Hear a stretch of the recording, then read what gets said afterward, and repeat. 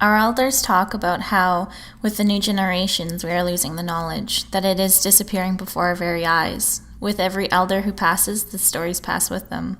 Along with the stories, we are losing traditions, the way we used to live as First Nations. With our new houses, our cars, and our drive-through food, we as First Nations people are losing who we are.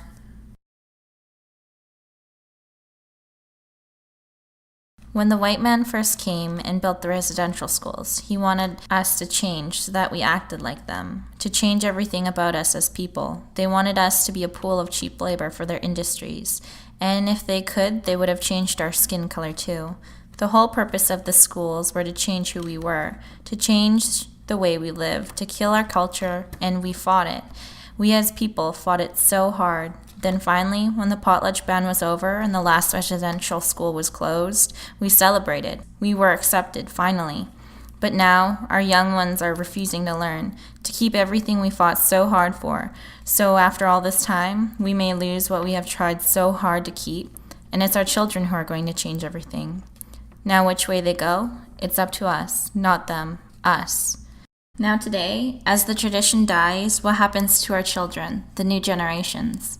I'm a teen mom. I can date my heritage back 8 generations, back to when we lived in the Broken Group Islands, with no electricity, and we hunted, fished, and harvested our food.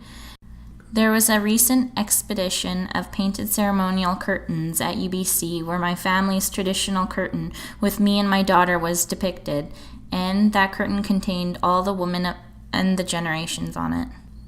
My name is Nickie Watts. I'm Tushaw First Nations from Port Alberni, BC. My native name is Hetauk, which means into the fire.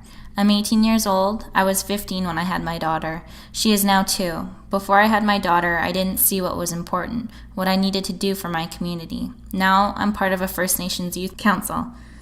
I'm the chair, actually. I'm one of those few First Nations youth who are trying my hardest to keep this culture alive, to see it going strong, even after the elders have all gone. My mother grew up with my great-grandmother, and because of that, she holds a lot of the old values and traditions. My great-grandmother's name was Elizabeth Gallick, and my mother lived with my great-grandmother because her mother was an alcoholic. And normally you wouldn't think that would be a blessing. But because of it, my mother holds a lot of knowledge and brings it down to me and my daughter. When my mom was still a teenager, she was acknowledged by an old man from a Hauset named Kamina. During a tribal council meeting, he gave her a carved and painted paddle and said, "You are the best dancer of your generation of Nuu-chah-nulth women." We still hold that paddle in our house today. I come from a very respected family because we still hold many of the traditions brought down from generation to generation. And because we still hold many of the traditions, we still use medicine found around us and harvest right from our homeland. When we get sick, we drink tea from certain tree bark. We pick berries in the summer, fish in the spring, herring eggs right after winter. We pick cedar bark from May to June and crab all year round.